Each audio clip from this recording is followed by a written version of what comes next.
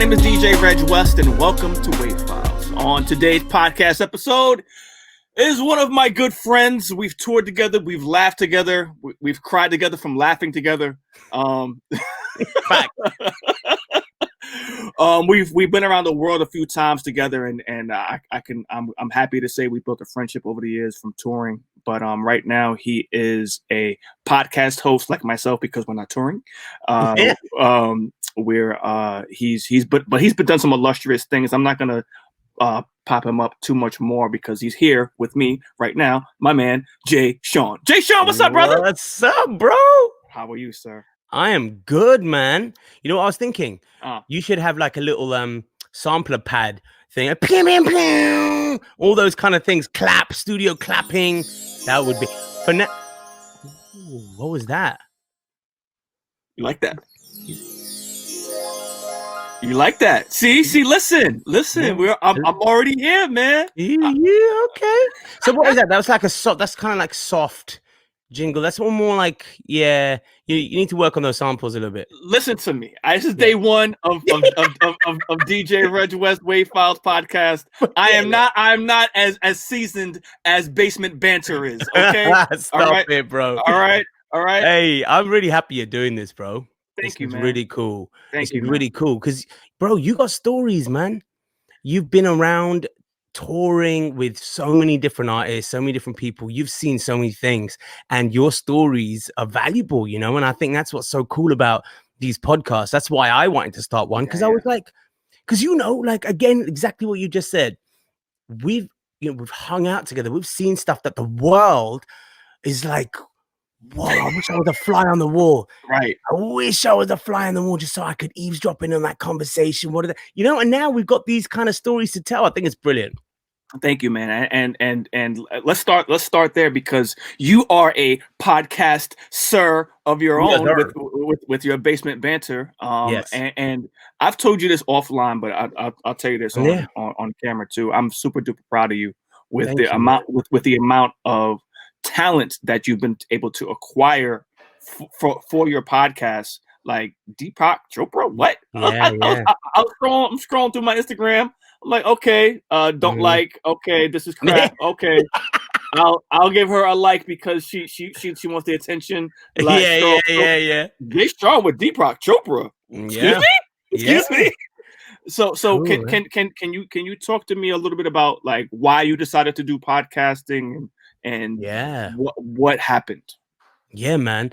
Really, you know what it came from, Reg? It came from me being a little bit tired of telling the same things in interviews because I started to feel very disingenuous. I was just like, there's more to me as a human being and as an artist than just, because it's the same shit, right? It's like, so Jay Sean, tell us about the inspiration behind this song. Really? Why did you write down? Yeah, why did you come to America? Oh my God.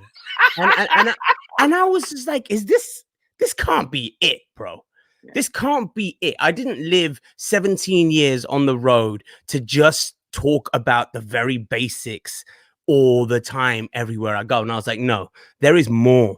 There is more to be told. There are ways that I needed to. So like for me, it was like a very cathartic outlet, to have a podcast where I can connect with. And then not just my fan base, it's, now it's spread way past my fan base. Now it's just people who are listening to Basement Banter as a podcaster. They might not even know that I'm an artist, I'm a singer.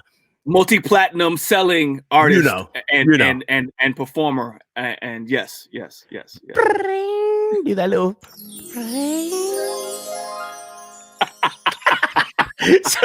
so yeah, man. And it's got to that point where, for me, I just felt like there's so much more than just this. And even with my music, there's so much more than just writing fictional songs about some girl who I just made up.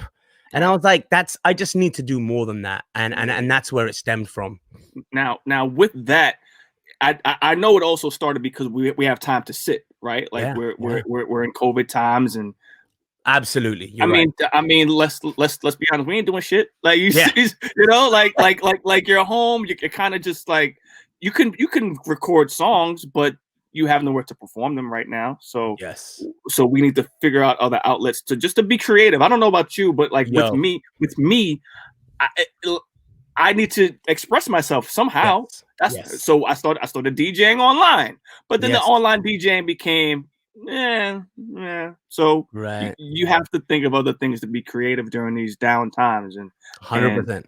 yeah, man, I'm super proud of the progress you've had with the basement banter. Thank you, man. There was I was watching this video. I can't remember who said it, and he was like, "Oh, so he was oh, I know who it was. It was a comedian, the guy who's got just that Netflix, Andrew Schultz, I think his name is. I can't Okay. remember. Right. Anyway, so he goes, "Oh, so for all of you touring artists and you comedians and you singers and you this, that, and the other, we're in lockdown. What are you gonna do? You're gonna moan about it? Are you gonna bitch and complain, or are you gonna actually flip it and think, hold on a second, I have been placed in creative jail. Facts. I am in creative jail. Do something. Be creative." And man, let me tell you, that has been the most. And I only saw that video like recently, like I was like 2 days ago, but that was my exact mindset when this happened. I mean, I'll be real with you. For the first 1 or 2 weeks, I was just getting smashed at home. I was just I was like, fuck, I'm gonna get fat and smashed, and that's. So I was like, I don't care. I ain't got nowhere to go. Was a little bit of it? Nobody knows the trouble I see. Was a little bit of that. Was a little bit of that. Dude, exactly. And it was like, you know what? Like, fuck it. Like, I'm at home. I'm enjoying myself. And we were all doing it. And I know you don't drink, but like, we were having all these house parties and we were like drinking and getting smashed and having fun. And then that got boring real quick. Yeah. And I was like, yeah, you know what? No, I'm not doing this. We need to be creative. We had our little, stress little unwind. Cool. Bored. Let's do something. Let's be creative. And then also the other great thing was I knew that all my celebrity friends or people that I wanted on the show weren't doing shit either. They were at home. What are you gonna say? Oh, I'm on the road. No, you're not. No, you're not, bitch. You're in your shorts at home. Stop lying to me. So if you say no to me, fam, it's because I know you don't fuck with me. That's right. Right. But so that was it. I was like, I put everyone to the test. I go, hey man, what you doing Wednesday? Yeah, I know what you're doing Wednesday. Jack shit. Okay. Come on my podcast. And that was it. And it was great. But I had actually started doing the podcast, oddly enough. I shot 10 episodes in LA in February. Really? Yeah. So it just happened to coincide like this that it allowed me to carry on the wave. But I had actually shot 10 in Feb in person to person with some guests. And it just so happened this allowed me to carry on. Oh yeah. Exactly. Yeah. Yes. That was it. And it just felt like a natural progression. That's awesome. So do you feel once we're back to, I don't want to say regular life, but will this continue for you? Is this a love that you? Yes. Okay. 100. It might not be as easy and as consistent. Right. I'm gonna try to keep it at least. That's why I only did like one a week. I could have my goal was to put out maybe like 2 a week, one midweek and the other one on the weekend or something. But it's a lot of work. But you don't understand like how much editing there is afterwards. With the mixing down the audio and this, that, and I say all of that. I don't do any of this shit. I'll be real with you. I got people who do this. Okay. Hold on. Wait. Go away. Hold on. Go away. This guy just told y'all he has people to do this. Okay. Even though he's home, not doing anything. He just doesn't want to do it. All right. Listen, let's be honest. All right, I'll bring him back now. Okay. It's the creative. It drains you. It's that 1 hour of I'm putting everything out there. I need to relax after that. So yeah, man, I want to continue this 100%, and it's gone so much further than just music. In the beginning it was tour stories and it was this, that, and the other. And then, man, I mean, like the other day, I was talking to Robin Williams' son, Zach Williams, talking to him about what it was like growing up with a father who is that famous and also who is on all the time. I was genuinely curious to know what it was like firsthand to witness that and have that, and also to live in, like, let's be honest, to live in the shadow of someone that great. So imagine being in that position, being able to ask somebody that blatantly, you know, it was a different kind of skill set that is required to not, because I am always interviewed myself, I know how to word things now. How do I want this answer for this question, but how do I ask it in a way that he hasn't heard a million times? Right. You know what I'm saying? Right. And I think that's where being interviewed for my whole life has helped me to be a better interviewer. You know? It's been your practice. Yeah. So that's always in the back of my head. Oh my goodness, man. It's crazy because I think about like I asked you, like, when we get back to working, are people gonna are you gonna feel comfortable at a show of 20,000 people? Like, you know, did you get your vaccine? Did you get your vaccine? Like, dude, like, you listen, know? it's not even that I fear. I'll tell you what I fear. That there might have been a permanent change in people's consumer habits now. If you look at Amazon is through the roof. Streaming is through the roof. All of this because we had no other option. Right. So now people's consumer behavior has changed. So also what's happened is people might go, and listen, this is just me thinking out loud. People might go, concerts? I don't know. Do I need to go to one? I mean, I can watch Versus. I can watch Versus at home. Real talk. Okay, so I mean, I personally do believe in my heart of hearts that something like a concert is going to be one of those things. There is nothing that you can't replace going to see your favorite artist live. You can never replace that. If you gave me the option right now and said, let me tell you something, Jay, we can bring MJ back to life and you get to see him in concert, are you going or not? What do you mean? I get to see him in person. Of course I'm going. I missed that opportunity. I never got to do that. Right. And I always think about that. I'm like, fuck, I never got to see the biggest artist of all time live in person in the same room as this guy. You know, I don't think you can replace that. No, I think I had a conversation about this last night. Actually, I think there's going to be a resurgence of going to the movies. I think there's going to be a resurgence of going to concerts, going to clubs, people going out to drink. I have some friends that haven't drank because they were social drinkers. They haven't had a drink in 9 months because give them my number. It's fine. It's all good. It's all good. Oh my god. You warm them back up. It's okay. It's okay. but seriously, like it could go either way, you know, because when you restrict people for so long, and they want to do it because they've been restricted for so long. They're just gonna wild out. They're gonna wild the fuck out. I want to go to a restaurant. Yeah. I literally haven't been to a sit down restaurant in 9 months. So, really? Okay. No. See. Okay. You live in New York, right? Yeah. That's why. So for me, in Jersey, they had opened up some of these, you know, the nice restaurants, the parking lots would be open. They put the marquees there. You know, it's very difficult to do that in New York. You don't have the space literally to build out like that. You know, so much of it was indoor dining unless it had an option to do outdoor, you know. Yeah. But even still, like, I can't have a phobia of eating outside. Like to be honest with you.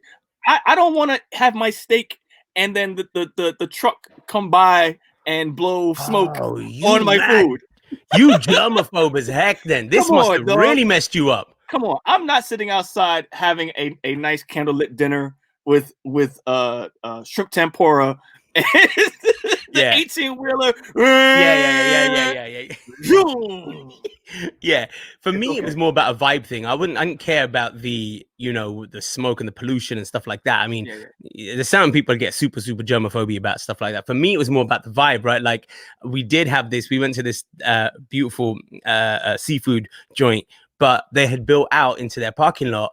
And you know what? Honestly, the ambience wasn't there, man. I'm like, and you're looking at it, you're going, I might as well just be sitting in my car. You're in a parking space eating seafood. Yeah.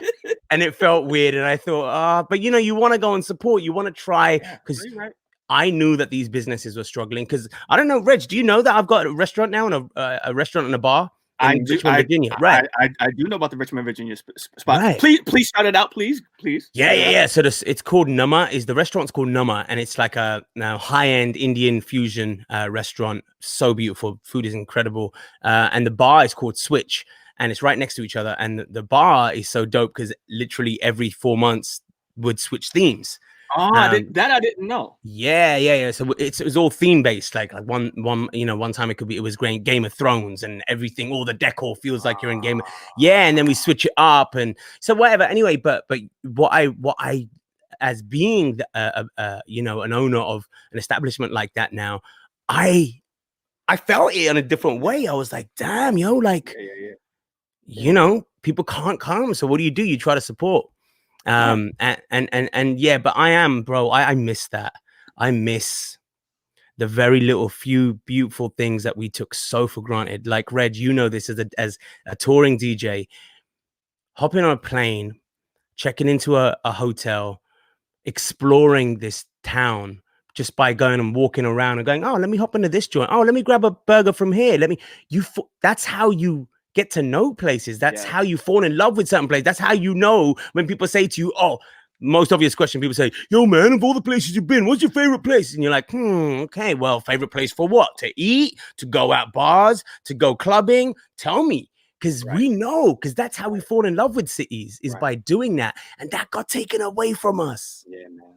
It's we were blessed to with these opportunities to see these wonderful places, and now it's yep. See you later. Go on. I know. Bye. Dude, I said, I was talking to my boy. I said, listen to me, man. I would do anything right now to hop on a plane and go to Bumblefuck America and just do a show, but just to check into a hotel and have that experience of somewhat normality. You know what I mean? Because that's normal for us, right? Like that's normal for us. Not normal for us is getting up in the morning, right, and brushing our teeth and going to a 9 to 5, like which for some people is great, but that's not us. I don't know that life. We don't know that life. We've been on the move our whole life, and it's really funny because I do have friends whose life didn't change that much because their job, they're just doing like this now, but they're still doing their job. Right. And then, they log out. They're just not sitting in their office. Right. But our whole lives changed. Factual. Like literally. Factual. We can't go and do work like that virtually. We can't, I've had a few gigs that we've done online and stuff like that. Weird as shit, by the way, because I'm literally in my basement looking at my cell phone going, come on, jump. Because all my songs are so high energy. Right. What am I going to do? Right. So then, of course, I make a joke out of it because I know they're watching and I'm saying, jump. But then halfway through, I'll just be like, at least just get up wherever you are. You don't need to jump. I'm like just talking over the side. At least just stand up. Please help. Work with me here, bro. Hold on. Let me stop you there because I've done shows with you before, and we've been places. where the ambiance hasn't been above grade, and your joke game on the mic is impeccable. But that only comes from you being seasoned. If you are a young rookie performer, they will be upset. They will be throwing the microphone. They will be kicking over the monitor. But everything is a joke because you're going to turn this crowd. I'm gonna make a few jokes. You're gonna turn, and we're gonna have this amazing show. So come over here. Come. Yeah, Reg, thank you, man. You know what? It's so true. I say thank you because you pick up on that, right? Like I've always told myself, no matter what, I will never ever let you defeat me when it comes to this. Mic is in my hand, fam. Facts. You know what I'm saying? Facts. So even if you want to be the dude who's like, yo, fuck this guy, man. Like, hey, bro, I've got the mic. You don't mess with me because I'm the one. I can call you out and you can't do shit. So it's almost like a stand-up comedian who gets heckled. You're just like, really? You're gonna heckle me right now? Like with my wit, my intelligence, and my device that's in my hand. You really want to do this, bro? You sure? And it's one of those things. Like for me, I just always have fun with it. I'm just like, hey, not everyone at every show is gonna be my fan. Right. Because remember, like, unless it's a Jay Sean concert, only me, I might be on the bill with another, with Bruno Mars or with somebody else, and they're Bruno's fans, but they're not Jay Sean fans. Right. But I will turn you into a fan some way or another, even if you don't like my music. By the end of it, you might go, I fucks with him though. Right, I like Jay. Right. I fucks with him. Right. Yeah. Right. I like Jay. He had fun. He made us have fun. He didn't take it to heart. He laughed with it. You know what I mean? And I will turn you. I will convert you. And that's how I've always looked at it, Always. I'm going to have a blast either way, right? That's the thing. That's the thing, Reg. We have fun either way, right? Yo, we got stories for days. I'm not gonna share these stories on this computer today. Yeah. Oh my goodness. Speaking of stories, can you tell me about the Ride It situation with with that record? Because when that came across my screen, I was like, and I heard it before you posted anything about it. I'm like, I know this sample. Why do I know this sample? I'm like, yo, I know this song. And I'm like, oh shit, it's Jay. Jay's song, right? So yeah, man, craziest thing. So for people who are listening, watching, who don't know, there's this humongous dance record blew up. I want to say sort of 2019 actually, it's still huge. Right. A song called Ride It, and it's a dance record, blew up on TikTok. Now, Ride It is my song. I wrote it and sang it 10 years ago, more than 11 years ago, I think, right? Yeah. It was a smash for me then, and it became a massive global smash again last year, but a dance remix of it. Now, if you notice, I say the word remix because that's exactly what it was. But this new generation, this Gen Z, because they might not have heard the original, they believed that this song was actually performed and sung by a guy called Regard, who was actually the guy who remixed my song. Who produced the song, right? Who produced the remix of the song. Excuse me. Right, exactly. Yeah. So anyway, so I'll break it down real quick and real simple. Insane how this happened. About a year and a bit ago, TikTok, of course, had just started to really blow up. Now I'll be real with you, man. I'm mad late to the TikTok game. It's not our demographic, Jay. It's just out our demographic. Okay, let's keep it funky. Well, you see, that's so true. So I'm like, I can't fuck with this. These kids on here. I don't think this is my kind of app. Right. So anyway, literally a cousin of mine, and sorry, not even nephew, my nephew, fam. Of course, he's nephew. Like, nephew comes up to me and he's like, real cash. He's like, hey, your Ride It song's kind of like the biggest song on TikTok right now. And I went, wow, what is a TikTok? I had no idea of this app. I literally went, what is a TikTok? He's like, dude, really, dude? He's like, you need to see this. Shows me this app and shows me that Ride It, this remix of my song Ride It, was being used by hundreds and thousands, if not millions of users were dancing and doing videos to my song, a remix of my song called Ride It.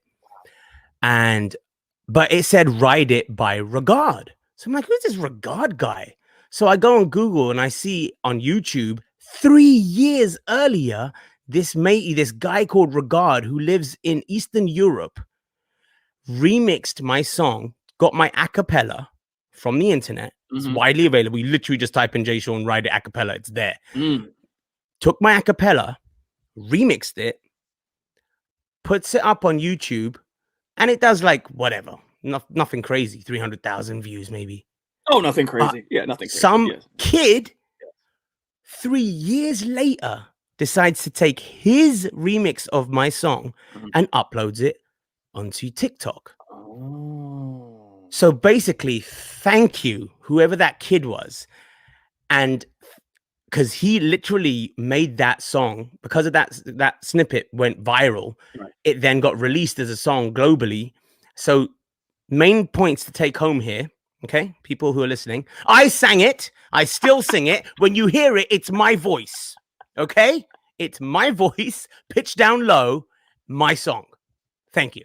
But no, crazy. And there's a deeper story behind it, which is really brilliant. So then of course, Regard and these guys, they all come, they get in touch with us because they have to release the song, but they need my clearance because it's my song. So I was like, yeah, whatever, man. Of course, release it. Like, I don't care. They know it as Regard Write It. Let it be Regard Write It. I don't give a shit. I didn't know that all these kids were going to be like, oh my God, have you heard that song by Regard? It's so cool. I'm like, and so then now your ego was like, nah. So then they hear my version. They hear my version, the original, and they're like, my God, did you hear that like slowed down R&B version of like that cover of Regard? No, that's my song always been.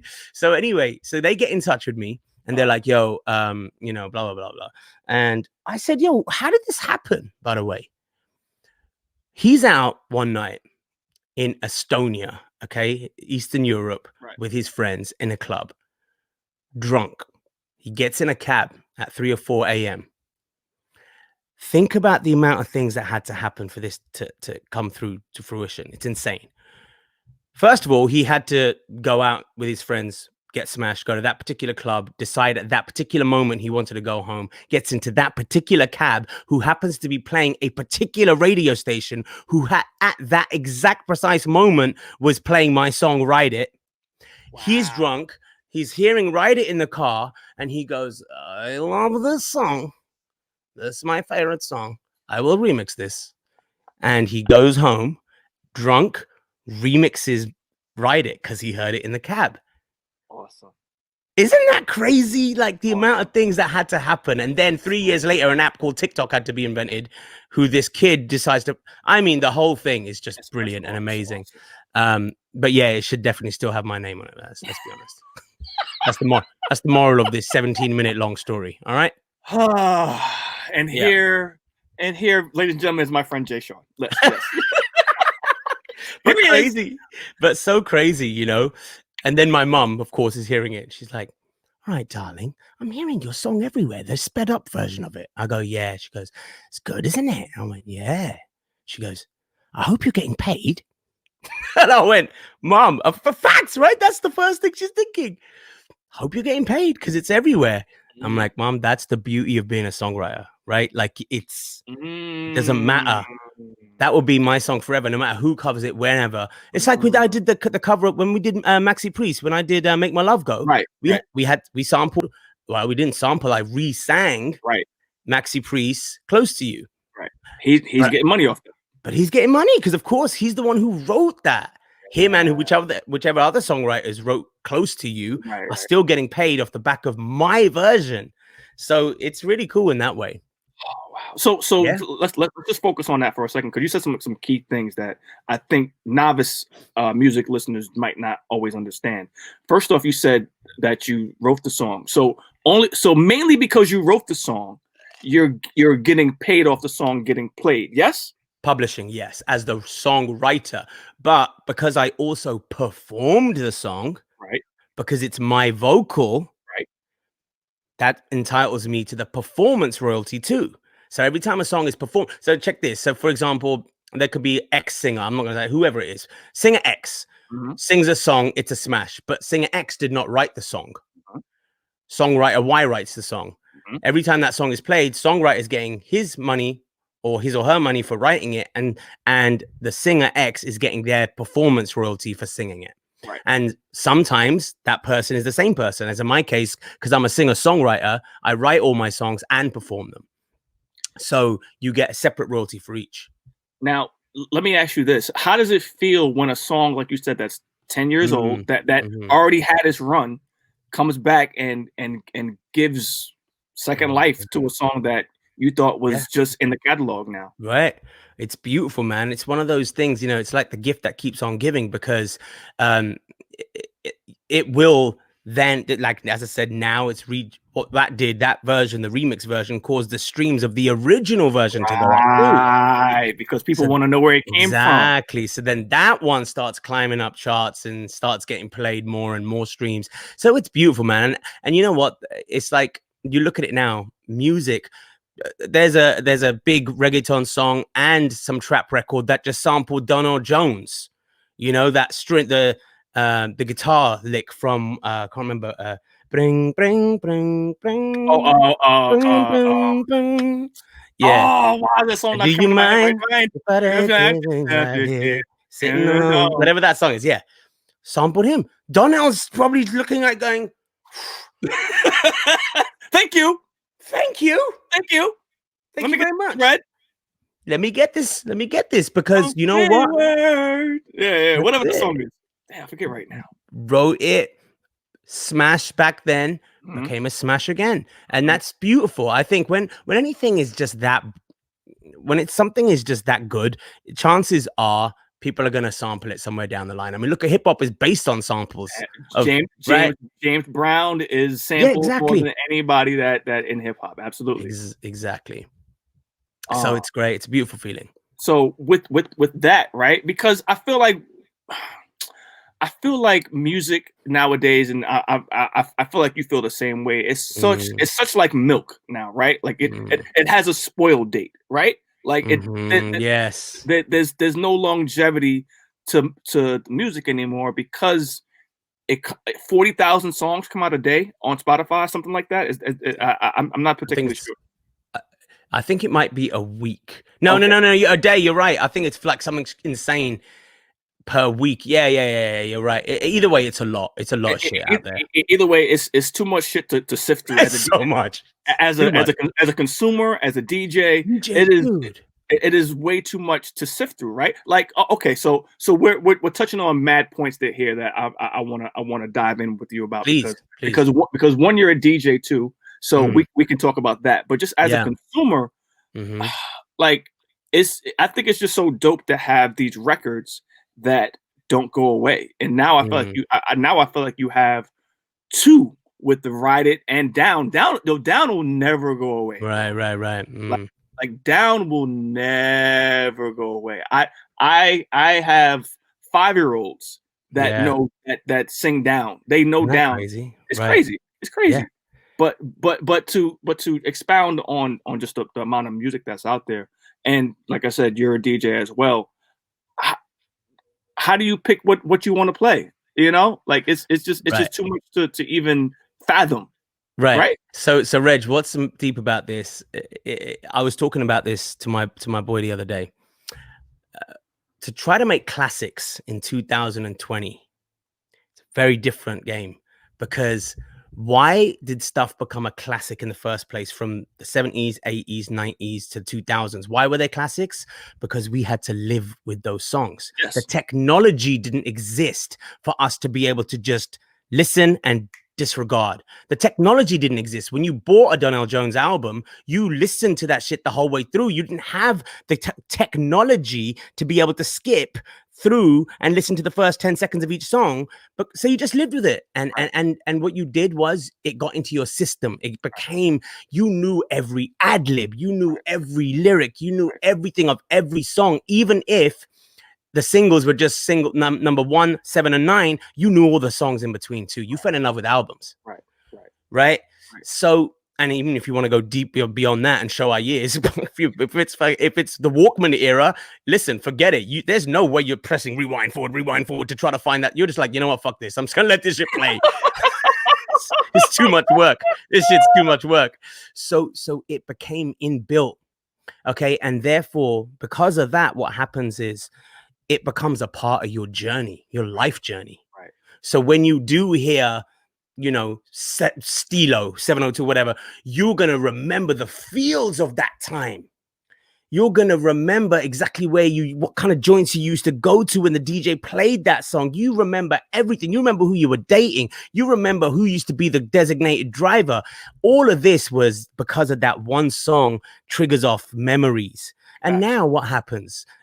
You know, this is just facts that I'm saying. It's not like, oh, you guys are dinosaurs. No, the truth is people ingest things differently now. Yes. So a person will listen to a record and be like, yo, that's a bop, but it's forgotten in a month. Yeah. Yeah. Because there's another bop out. So people are listening, you know, so you're not living with songs as long. And so therefore the likelihood that it's going to become a classic is decreasing more and more. And I mean, just to add to the point is that it's so much easier to make music now, right? Like you don't have to go to Chunk King. You don't have to go to the Hit Factory. Nope.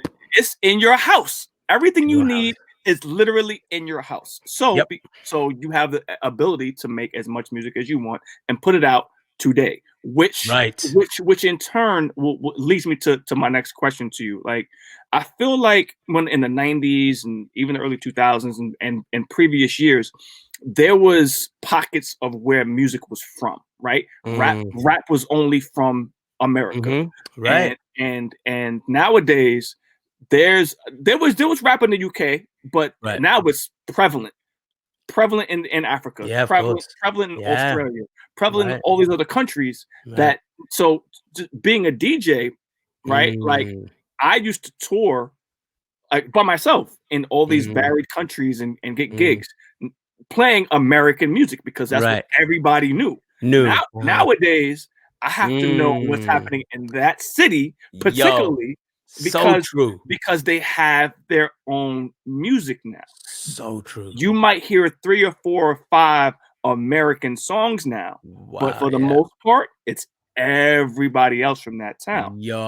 Right? So true. Right? Because when you grew up in the UK, you said 702. You wouldn't know 702 growing up in the UK right now. Right. You know what I mean? So, but again, it just goes to the amount of music that we have available to us now. It's a gift and a curse, right? Because there's not many gatekeepers anymore when it comes to putting out music, but at the same time, quality control is one, and then two, it's just too much to consume. Yeah. I think the way that people consume music is so funny. Like I have this with my fans all the time, yo. Like I put a song out and they're like, "Whoa, that was so cool." So what's next? I'm like, "Can you live with this for a minute?" Yo, man, I put this out yesterday, bro. Yesterday I put this out, and the fact that you're using past tense, that was so cool. Huh? You know what I mean? Like, what do you want me to do? Do you want me to put out a song every day? Because I can. And listen to me, half of them will be shit. Yeah. Because if it's not a situation where you can write hit after hit after hit every day. Nobody does that. That's why it took people 4 years to write an album. Because they used to sit there and go, nah, man, this ain't right. Let's tweak this, let's tweak that. So, you know, that is the challenge now of an artist, right? Like we have to keep our fans happy because the way that they consume you is different now. And you know, for us, if we want to continue to make music and continue to make our fans happy, then we have to move with the times. We have to actually adapt on the fly. We can't sit there anymore and go, no, I'm going to take my time. I'm going to listen to records and I'm going to get in a zone and then I'm going to see how I feel. And if I feel like recording, you know, you just better fucking do something, bro, because you have to. If you don't work right now, you're dead. Like, that's it. Pretty much. You can't get all in your feels and shit and take your time to make music anymore. I mean, you can, but certain people can, of course. Well, all right. So there's legacy artists that can do that, right? Yes, 100%. Like if Sade dropped something right now, everybody's going to buy it. Yeah, and go out in COVID and go see her perform. Go see her. She'll sell out MSG. I don't care. I'd be there front row. I'd give you all. It's true, right? Right, but people, you know, like it's just difficult now, like you said, just to try to stay with the times, right? Because someone like yourself that can do a pop record, that can do an R&B record, that can do a variety of different styles. your fan base wants to hear you Yeah. now. Like they Right. want to hear you right now. What are you doing, Yeah. Jay? Yeah. And I want to give that to them. So I stopped saying, by the way, hey man, could you please buy my I stopped saying that shit years ago Mm. when I noticed that the way the consumer habits were changing, when I noticed that people didn't understand why they needed to buy your song when it was readily available for free to stream. Why the hell should they have to buy it? Right. Like, you're stupid for asking them. They're Right. not gonna do it, bro. They're gonna be like, you'll never find out. I'll just listen to it on YouTube.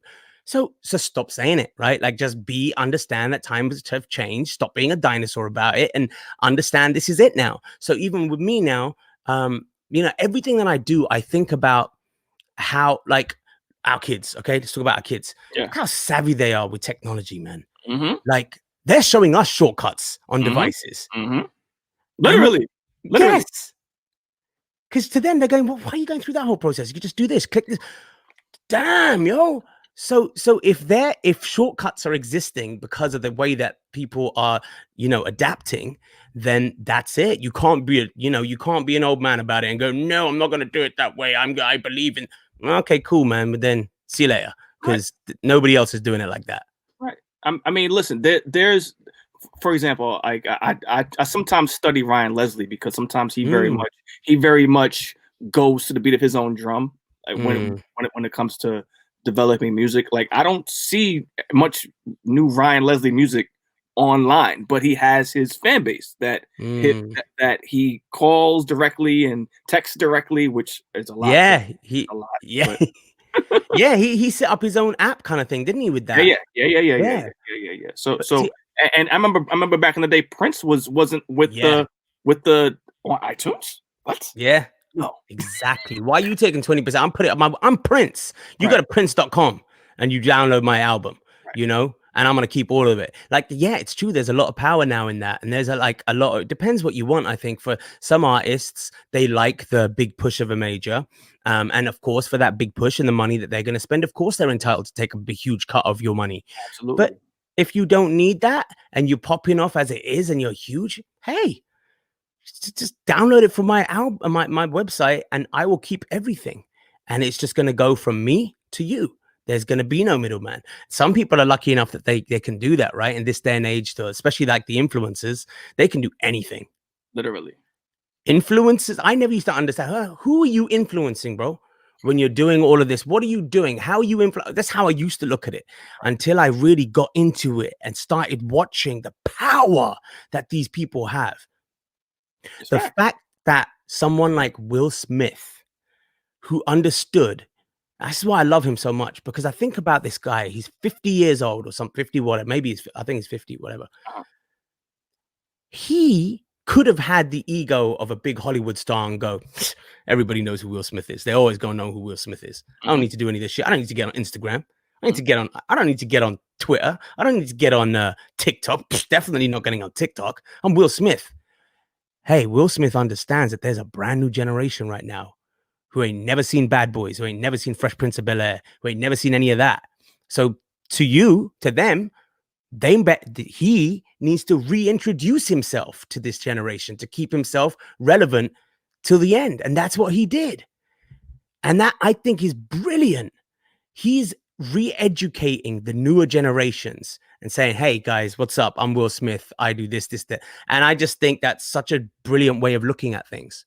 No, it's smart because like you said, someone. Well, let's use Will Smith for an example, because Will Smith to us will always be legendary. Like, but and as a DJ, Carlton will always be legendary because that dance will never go out of style. Exactly. But to stay relevant, he's got to do TikTok. 100. He's got to do Instagram. Yep. Because the top tier of acting is a dogfight, right? Like The Rock is the guy right now, right? Right. The Rock took Will Smith's place. So what does Will got to do? Will has to be visible, That's it. And and there's nothing wrong with that, you know? Like, uh, I do think in the beginning, like, people, you know, they shit on all of this stuff, like, "Oh, I'm not doing that." Or they look down at you because you're doing that. Bro, we are so blessed that we have so many platforms now to show our face and go, "Hi, I'm here. Hi, don't forget about me." Yeah, oh, you thought you, oh, I'm up on this shit now. Oh, you're not using Instagram anymore? You on TikTok? Cool. What's up? I'm on TikTok. Like, it's okay. Be yourself, be creative. In like the way that I am on TikTok is a very different side. It's the goofy, silly side of me that you know is who I get to be on TikTok. Because guess what? That audience is not the same audience as Instagram. So Instagram to me has just literally become, it's like a business. It's like a business pages. It's all it is. It's like, this is what I do. Contact information. it's Here's like what I'll be. LinkedIn. It's like your LinkedIn It's page. yeah, it's just, you know, it's Bragstagram. That's what Yeah, it is. It's yeah, like, yeah, here's my latest achievement, yeah, and yeah, here is blah blah blah. yeah, So yeah, yeah, the interaction isn't as fun. yeah, yeah, yeah. And whereas TikTok, they're not doing that. TikTok, they're just having fun. If I popped up on TikTok right now, I was like, "Hey guys, get my new single," they're gonna be like, "Fuck off!" I'm Right, like, right, "You're boring. Like that's boring. right. People are having fun on here, yo." So that's it. So I get to be fun, and it's for me. I think it's nice. I think it's great that we can reinvent ourselves like this. Speaking of reinvention, is new music coming? Yes. Let me be that guy on your Yeah. Yeah. Instagram Yeah. stories. Yeah. Is new music coming, Jay Sean? Is new music um, coming? yeah, bro. I'm constantly working on new music. And I have I can actually tell you this now, yeah, because when it comes out, it will be already out. Yeah, yeah. So the third in the series of the Mistresses is dropping on the 23rd. So Mistress 3, M3, M3 is dropping. And you know, I'm really happy about that because I did want to eventually put that body of work to bed, as it were, just to, Literally. yeah, literally put the mistress to bed. And that this is the last in the series of, you know, it's the final chapter that's coming out on the 23rd. And then in the new year, I have a couple of new songs dropping, different genres. There's going to be one reggaeton song with a Hispanic collaborator, with a Latin collab, and then there's going to be another one in the Indian world, like I just did Nakre with Rishi Rich, Yeah, yeah. doing Big another. tune. Yeah, Big thank tune. you, man. Big Yeah, tune. man. And I love that because it was so fun and different and like organic for me. You know what we managed to do on that song. We, you know what, look at all of the different elements of music we put in one song. That is the kind of stuff I enjoy doing. And so there's more of that next year too. Um, with with dropping new music, Yeah. does it feel awkward trying to promote it now that because Mm, we're like there's no interaction, like we're just putting it online and then kind of seeing mm, what happens, right? Just so there's so many amazing songs that came out in 2020 that I feel like mm. if they would have came out and without COVID, they would have been so much bigger and better, right? Because you can't Yes. perform them anywhere except for some hologram Exactly. people on an award Exactly. show or Exactly. in your bedroom, or you shoot a music video to post on a late night show. You know, like Exactly. that's all you can do nowadays. So these amazing songs, I feel like they need to just stop and come out in 2021 Dude, because it's so it's funny. it's so hard to I- just to add to my point, so much music gets thrown at the wall, and you trying to just sift through them on an app without any, interaction is tough. It's tough. You're so right. In the beginning of lockdown, I had to have a conversation with myself and think about what it was, what my plan for releasing music was going to be during this period. Right. One side of me is exactly what you just said. Is there any point if I put out a song? What if it becomes massive? I don't even get to gig off the back of it. I can't go on a tour off the back of it. I can't perform this song. By the time this shit ends, that song is now old. That I mean, wave is shit is that's old right. after a week. So by the time, so by the time I'm on stage, that's just gonna be ancient. So Right. I was thinking like that. I was honestly, I was thinking, man, maybe let's hold off music this whole year. And then I was like, bro, who you kidding? This might be all we have for a minute. Yeah. If you want to stay in people's like I said, relevant. That's always that fucking word, relevant. Because if you don't listen, trust me, it doesn't matter who you are. They are moving on to whoever is giving them music. Facts. They're moving. If Netflix said we're no more gonna give you, you know, a whole series, you're gonna have to wait one per day. Fuck off. I'm going over to Hulu where they're gonna give me the whole thing. They're gonna move. Yeah, you're right. You're right. Because they're used to the consumption. Yeah. They're used to the consumption level. So why wouldn't I continue? Right. You're right. Right. So I was like, nah, man, we'll put out music. We'll put out music. And of course, we'll put out music and we'll have fun with it and we'll do it. And of course, I'm going to be able to perform it. And when I do, it's going to be even bigger because they're going to have had streamed it for a whole year, you know? So it did affect the way that, yeah. Right. So in essence, they'll be sitting with it for a year and be anticipating to rock and exactly. So that's where my headspace is at. Yeah. Gem. There's so many gems in this, bro. Bro, you're a pro at this. Listen, I'm a novice that picks up things fast. Okay, this is great. This is great. This is actually a really, really fascinating chat. Like, I'm loving this myself. So I think the people who are listening to it are gonna really enjoy it. You know, I hope they do. I'm happy with what we're talking about. I think it's insightful. I think there some super informational. Even if you're not a fan of either one of us, right? That's what I'm saying. You know what I'm saying? Like it's a nice chat. It's a lot of stuff that, you know, people, a lot of artists and a lot of industry people have been talking about and trying to figure out. And humanity and people are trying to figure out how to live their lives now and how to do things and how to be.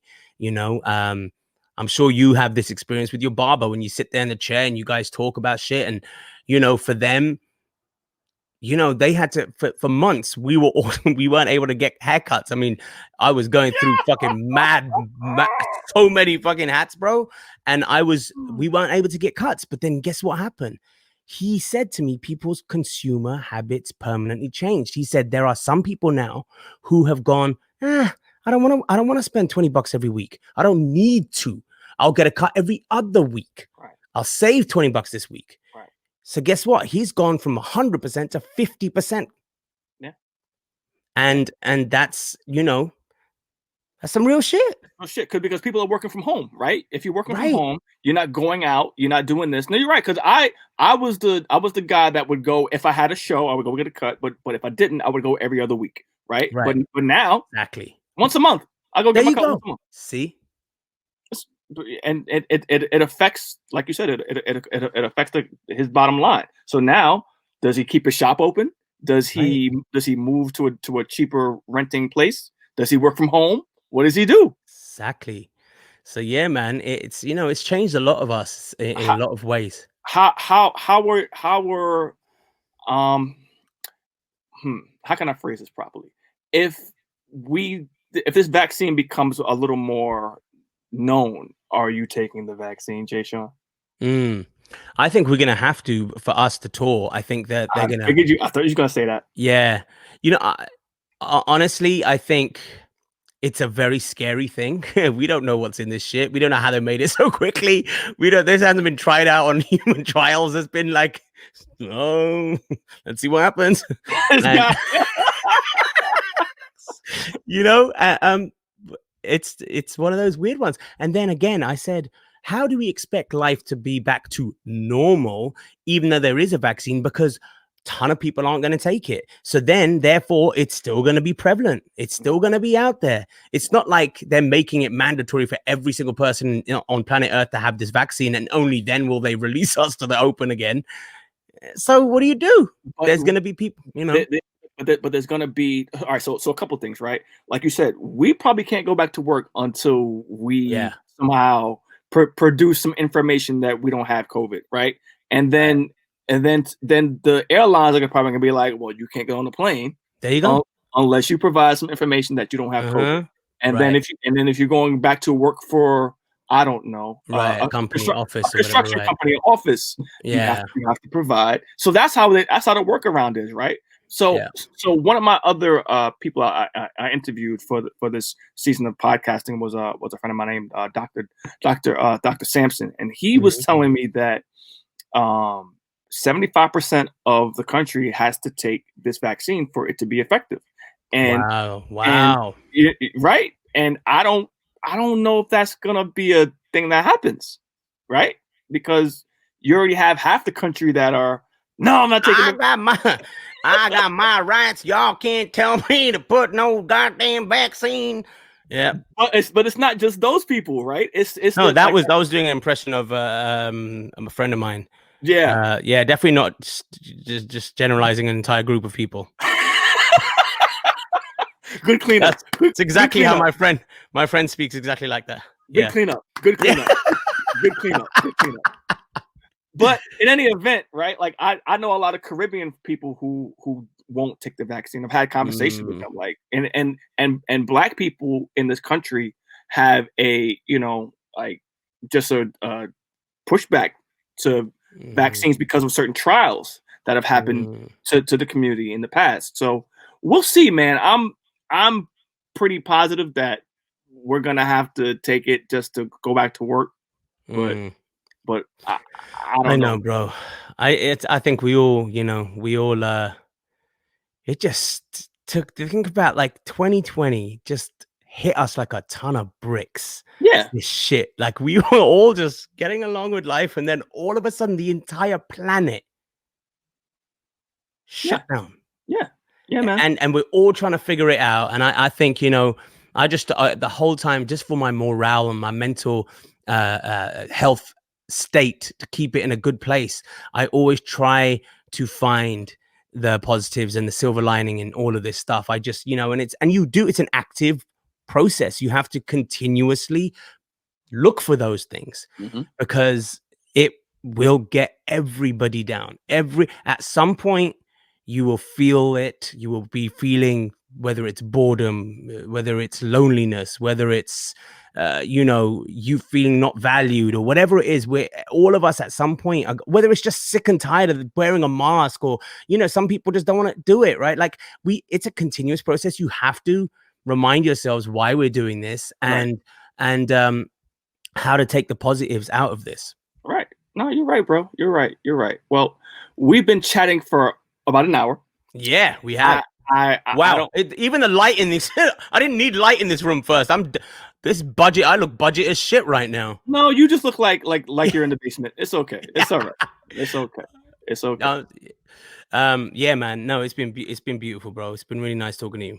It's been good talking to you too. We haven't had laughs since about 9 months. Dude. So yeah. Dude. I can't wait to do another show with you. I know. It'll be fun. It's always fun, man.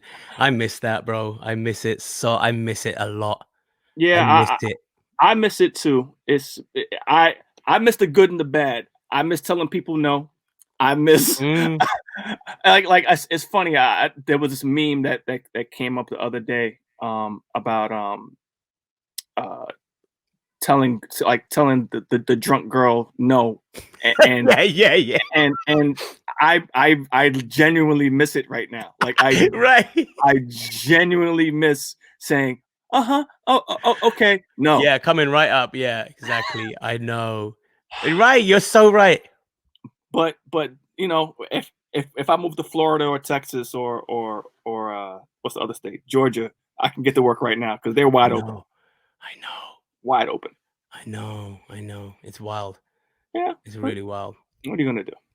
Ladies and gentlemen, this is my friend Jay Sean. He has an amazing podcast called Basement Banter. If you don't know, he is an amazing artist with creativity flowing, oozing from his from his orifices. Thank you. Orifices. I was like, where's he going with this? Oh, you just went there with the orifice. Okay, cool. Just all out of all my orifices. Listen.